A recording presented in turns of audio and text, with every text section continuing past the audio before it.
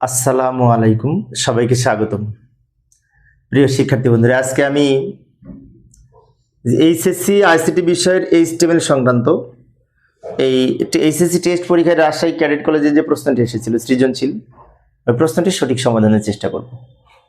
অনেক সহজ। তো সমাধানের জন্য তোমাদের সাথে আছি আমি মোহাম্মদ সিরাজুল ইসলাম। তো রাজশাহী ক্যাডেট কলেজে একটা প্রশ্ন এসেছিল, সেই প্রশ্নটার উত্তর আমি পূর্বের ক্লাসে দিয়েছিলাম। ওটা ছিল গ এর উত্তর। ওটা একটা উদ্দীপক ছিল, ওটা লিস্ট ব্যবহার করা হয়েছিল, দেখিয়েছিলাম। তো আজকে আমরা যেটা করব সেটা হচ্ছে এই যে ঘ নাম্বারের উত্তর। এই ধরনের উদ্দীপক, এই চিত্র 2 ছিল, এটি চিত্র 2 এর আলোকে এসটিএমএল কোড লিখো। এখন উপরের অংশটুকু কিন্তু ওয়েব পেজের অংশ, আমরা তো এটা অরিজিনাল আউটপুট, আমি কোড লিখে অরিজিনাল আউটপুটটা এখানে দেখিয়েছি, যার কারণে এই অংশটুকু এক্সট্রা দেখাচ্ছে। পরীক্ষায় কিন্তু এটা আছে, এটা হচ্ছে ওয়েব পেজের যে উপরের হেডিং সহ অন্যান্য অংশ। এই ধরনের ওয়েব পেজের আউটপুট পেতে হলে আমাদের কোড কিভাবে লিখবো সেটাই দেখাবো। এখানে মূলত অনেক সহজ টেবিল ব্যবহার করা হয়েছে, এবং টেবিলের মধ্যে প্রথমে দেখতে হবে কয়টা সারি আছে আর কয়টা কলাম আছে। এখানে 1, 2, 3টা সেল বা কলাম আছে, 3টা কলাম। আর 1, 2, 3, 4, 5টা রো আছে, 5টা রো বা সারি আছে, 3টা কলাম আছে। এটা খেয়াল করতে হবে প্রথমে। এবং এই যে কলামটা হয়েছে এই প্রান্ত থেকে এই প্রান্ত পর্যন্ত, টোটাল সেলটা কিন্তু 1, 2, 3টা কলাম একসাথে মার্জ করেছে। আবার এইখানে যে সেলটা হয়েছে এটা, ওইটা আবার 3টা রো একসাথে মার্জ হয়েছে। আবার এইখানে যে সেলটা হয়েছে সেটা 2টা রো একসাথে মার্জ হয়েছে। তাহলে উপরে এবং নিচে রো মার্জ করার জন্য রো স্প্যান অ্যাট্রিবিউট ব্যবহার করা হয়, আর পাশাপাশি কলাম একসাথে মার্জ করার জন্য কল স্প্যান অ্যাট্রিবিউট ব্যবহার করা হয়। যাই সমাধানের চেষ্টা করি। প্রথমে এখানে আমি কোডটা লিখে দেখাবো। তো শুরুতে আমরা ডক টাইপ এইচটিএমএল লিখবো। ডক টাইপ এইচটিএমএল দ্বারা ডকুমেন্ট টাইপ এইচটিএমএল বোঝায়, এবং এটি দ্বারা এইচটিএমএল 5 ভার্সন নির্দেশ করে। এরপরে এইচটিএমএল এর ওপেনিং ট্যাগ লিখবো, বডির ওপেনিং ট্যাগ লিখবো। মূলত বডির মধ্যে আমরা এটা তৈরি করব, সেই জন্য বডির ওপেনিং ট্যাগ লেখার পরে এইখানে আমাদের টেবিল তৈরি করতে হবে। টেবিল তৈরি করার জন্য টেবিল ট্যাগ ব্যবহার করব, আর টেবিল ট্যাগের সাথে 2টা অ্যাট্রিবিউট এখানে আমরা ব্যবহার করব। একটা হচ্ছে বর্ডার অ্যাট্রিবিউট, যার ভ্যালু হবে 1, আর একটা সেল স্পেসিং অ্যাট্রিবিউট ব্যবহার করব। এই যে লক্ষ্য করি, বর্ডার টেবিল বর্ডার সমান 1 ব্যবহার করেছি, সেল স্পেসিং 0 দিয়েছি। 0 দিলে কি হবে, এই দাগগুলি এরকম সলিড হবে। সেল স্পেসিং 0 না দিলে এখানে ডাবল ডাবল দাগ মনে হতো। আর একটা এক্সট্রা অ্যাট্রিবিউট ব্যবহার করেছি, এটা ব্যবহার করা বাধ্যতামূলক না, কিন্তু করেছি। না করলে এই ধরনের টেবিল পাবো না, টেবিলটা চিপা হয়ে যাবে, চিকন হয়ে যাবে যদি আমরা এটা ব্যবহার না করি। কারণ উইড সমান 300 দিয়েছি, 300 পিক্সেল উইড হবে, পরে পাশাপাশি এরকম একটু লম্বা হয়েছে। এটা যদি না দিতাম, এখন অনেক শিক্ষার্থীর মনে হতে পারে 300 কেন দিলাম, 300 একটু কাল্পনিক দিয়েছি। এখন আমি যদি এখানে 200 দিতাম তাহলে আরো চিপা হতো, 400 দিলে আরো লম্বা হতো। 200 400 যাই দিই না কেন, এখানে মাঝামাঝি 300 দিয়েছি আমি। আচ্ছা, উইডটা না দিলেও কিন্তু হতো, কিন্তু দিয়েছি এইরকম টেবিল পাওয়ার জন্য। তো আমাদের প্রথমে টেবিল ট্যাগের ব্যবহার হলো। এবার টেবিলের রো তৈরি করার জন্য টিআর ট্যাগ ব্যবহার করব। টিআর লিখে অ্যালাইন সমান সেন্টার লিখেছি। কেন সেন্টার লিখেছি, লেখাগুলি মাঝখানে যাবে সেই জন্য। লেখাগুলি মাঝখানে লেখার জন্য অ্যালাইন সমান সেন্টার লিখেছি। এইবার এই প্রথম যে টিআর ব্যবহার করব তার মধ্যে এই রোটা হবে। আচ্ছা, এখানে কয়বার টিআর ব্যবহার হবে এটা আমি একটু বলি। টিআর দ্বারা টেবিল রো তৈরি হয়। এখানে একটা রো, 2টা রো, 3টা রো, 4টা রো, 5টা রো।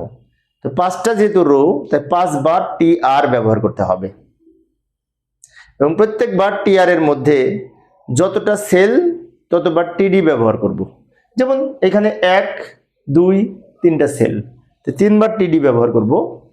এই যে লক্ষ্য করি, টিডির মধ্যে এ লিখবো, টিডি ওপেন টিডি ক্লোজ, মাঝখানে লিখলাম এ, টিডি ওপেন টিডি ক্লোজ, মাঝখানে লিখলাম বি, টিডি ওপেন টিডি ক্লোজ, মাঝখানে লিখলাম সি, দিয়ে টিআর ক্লোজ করব। টিআর ওপেন টিআর ক্লোজ, ফলে কি হবে, রো তৈরি হবে। রো এর মধ্যে 3টা কলাম ছিল, 3বার টিডি ব্যবহার করেছি, সরি 3টা সেল ছিল, 3বার টিডি ব্যবহার করেছি। এর মধ্যে যা লেখা ছিল তাই লিখেছি। এইখানে আর একটা কাজ করবো, সেটি হচ্ছে এই যে এই লাইনটা করার জন্য আবার টিআর ব্যবহার করবো। অ্যালাইন সমান সেন্টার লিখবো মাঝে লেখার জন্য। লেখার পরে একবার একটা মাত্র সেল আছে, তো একবার টিডি ব্যবহার করব। কিন্তু এই সেলটা 1 2 3টা কলাম একসাথে করেছে।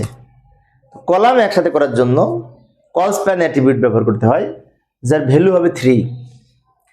এই যে লক্ষ্য করি, টিডি ওপেন টিডি ক্লোজ মাঝখানে ডি লিখলাম, কল স্প্যান সমান 3 লিখেছি, এরপর টিআর ক্লোজ লিখবো। এখানে একবার টিডি ব্যবহার করলাম কারণ একটা মাত্র ঘর ছিল, এবং কল স্প্যান সমান 3 লিখেছি, 3টা কলাম এক করেছে সেই জন্য।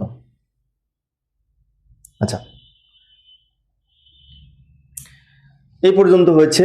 এবার পরের লাইনে যাব। আবার টিআর অ্যালাইন সমান সেন্টার লিখব।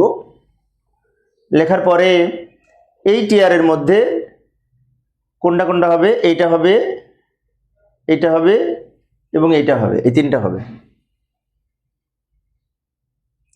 বললাম না 5 বার টিআর ব্যবহার করব।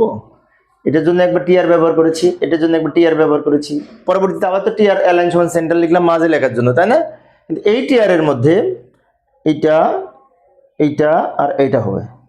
পরে আবার যখন টিআর ব্যবহার করব সেখানে এইটা আর এইটা হবে। শেষের যে টিআরটা হবে তার মধ্যে একটা হবে। যাই লিখি।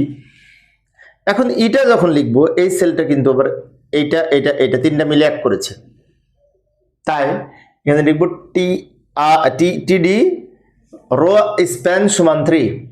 টিডি রো স্প্যান সমান 3 লেখার কারণে 3টা রো একসাথে হবে। এরপরে ই লিখেছি, তারপর টিডি ক্লোজ করেছি। ভালো করে লক্ষ্য করি, টিডি ওপেন টিডি ক্লোজ, মাঝখানে তো ই লিখবো, তাই না? এটাই তো। কিন্তু এখানে যেহেতু 3টা রো মার্জ করেছে, তা রো স্প্যান সমান 3 লিখেছি। এবার এফ এর দুই পাশে টিডি লিখবো, ঝামেলা নেই। টিডি ওপেন টিডি ক্লোজ মাঝখানে এফ। আই এর দুই পাশে টিডি লিখবো, টিডি ওপেন টিডি ক্লোজ মাঝখানে আই। ভালো করে লক্ষ্য করি, টিআর ওপেন টিআর ক্লোজ মাঝখানে টিডি 3 বার লিখেছি, 1 বার 2 বার 3 বার, এবং এখানে রো স্প্যান সমান 3 লিখেছি 3টা রো এক করার জন্য। এরপরে আবার এইটা, এরপরে এইটার এটা লিখবো।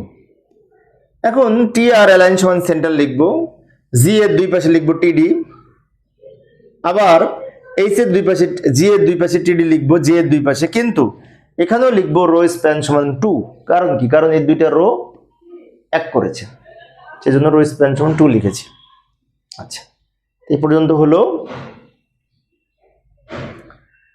এবার সবার শেষে এ পর্যন্ত কিন্তু হয়ে গেছে এইটা। এখন এইটার সাথে এটাও হবে না, এটাও হবে না, কারণ যে এইচটিএমএল কোড একবার মাত্র লিখবো, যেটা একবার হয়ে যাবে ওইটা লেখার দরকার নেই। লাস্টে বাকি আছে এইচ, এটা একটি মাত্র সেল, তা টিআর অ্যালাইন সমান সেন্টার লিখবো, এইচ এর দুই পাশে টিডি লিখবো, ঝামেলা শেষ। সবার শেষে আমাদের 3টা ট্যাগ ক্লোজ করতে হবে, টেবিল যদি তৈরি করতে হয় সেটি table close, body close, HTML close. এই যে table close, body close, HTML close, এই 3টা ট্যাগ সবার শেষে আমরা ক্লোজ করে দিব। এইভাবে আমরা এই এইচটিএমএল কোড লিখতে পারি। তো প্রিয় শিক্ষার্থী বন্ধুরা, এই ছিল আজকের আলোচনা। শিক্ষার্থীদের অনুরোধে আমি অল্প অল্প করে আলোচনা করি, একটা একটা করে প্রশ্ন, যাতে শিক্ষার্থীরা বোরিং ফিল না করে। তো পরের ক্লাসে কোন প্রশ্ন করবো একটু দেখে যাই। পরের ক্লাসে যে এটা করব, পাবনা ক্যাডেট কলেজে যে প্রশ্নটি এসেছিল ওই প্রশ্নটি সমাধানের চেষ্টা করব। দেখার আমন্ত্রণ রইল। খোদা হাফেজ।